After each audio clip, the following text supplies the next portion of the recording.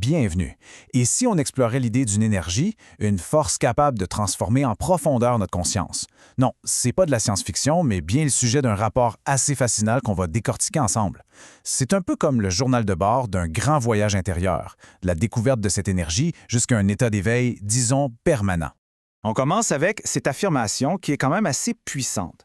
C'est tiré de la synthèse du rapport. Ce que ça suggère, au fond, c'est qu'une évolution majeure de la conscience, ce n'est pas juste réservé à une élite ou à quelques initiés. Non, c'est une possibilité qui serait là, latente, en chacun de nous. Et c'est vraiment cette idée-là qui va être le fil conducteur de toute l'investigation. OK, mais la grande question, c'est comment on fait pour documenter un processus aussi intime, aussi subjectif? Pour cette analyse, on va suivre pas à pas la méthode de l'auteur du rapport. Lui, ce qu'il a tenté de faire, c'est de cartographier son propre parcours, étape par étape, pour en faire une sorte de modèle, un modèle qui pourrait potentiellement être reproduit. Alors, allons-y. On plonge dans la première étape de ce processus. Tout part d'une expérience fondatrice, un moment vraiment charnière que l'auteur a appelé « recevoir la force ». Alors, la force, c'est quoi exactement?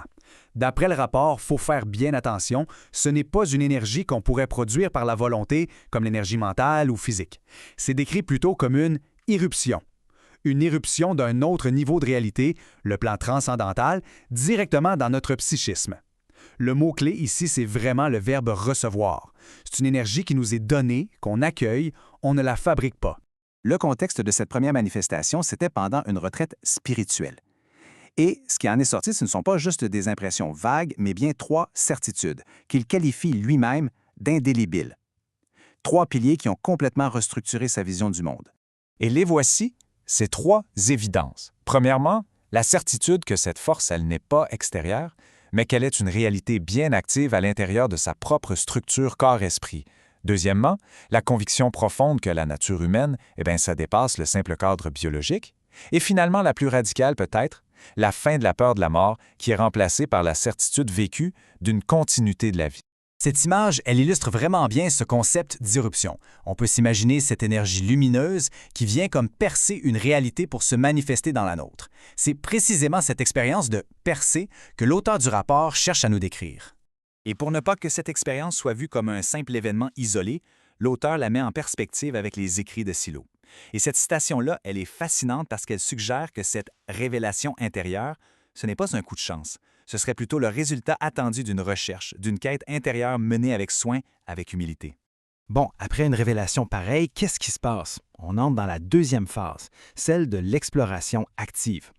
Le travail, à partir de là, c'est de comprendre comment interagir avec cette force à travers ses propres actions.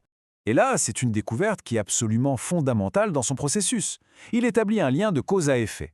La manifestation de la force est directement liée à ce qu'il nomme les actes unitifs.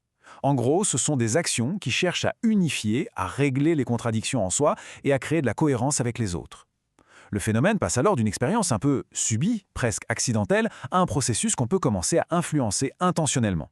Là, on monte d'un niveau. On entre dans une étape plus avancée du travail. L'objectif, ce n'est plus seulement de faire l'expérience de la force, mais bien de la contrôler, en activant un point de conscience bien spécifique. L'intention devient ici vraiment très précise. Il s'agit d'activer ce que le texte appelle le punto de control de l'estar despierto verdadero, qu'on pourrait traduire par le point de contrôle de l'éveil véritable. L'idée, c'est de trouver et de maîtriser une espèce de centre de commandement interne pour cet état de conscience supérieur. Le rapport documente alors une méthode super rigoureuse, on pourrait presque parler d'un protocole, en 5 phases. D'abord, l'accumulation, donc concentrer l'énergie. Puis, l'activation, pour provoquer le changement de niveau. Ensuite, le maintien, apprendre à rester dans cet état. L'évolution, pour stabiliser et approfondir l'état. Et finalement, l'ouverture, pour accéder à de nouvelles possibilités de conscience. Et encore une fois, l'auteur vient ancrer sa démarche dans la théorie de Silo. Cette citation, elle agit un peu comme une confirmation.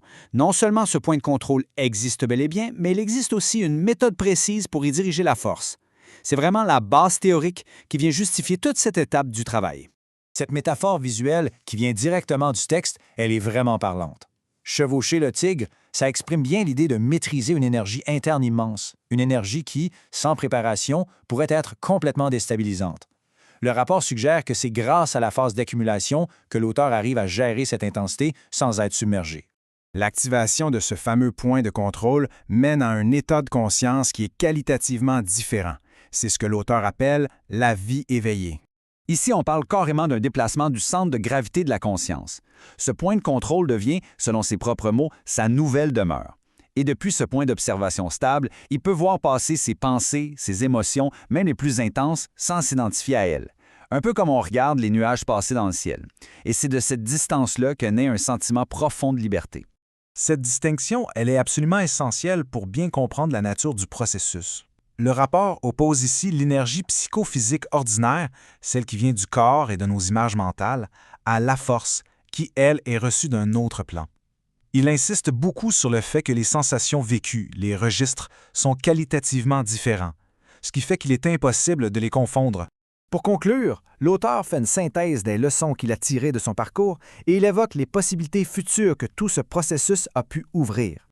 Alors, voici les recommandations que l'auteur tire de son propre parcours. Premièrement, la bonté et les actes unitifs sont la ressource principale, le carburant. Deuxièmement, un bon développement du centre émotif, c'est-à-dire la capacité à bien gérer ses émotions, c'est crucial. Aussi, il faut voir ça comme un processus qui s'accumule, pas comme une illumination qui arrive d'un coup. Et par-dessus tout, le point le plus important, c'est de maintenir le contact conscient avec cet autre plan.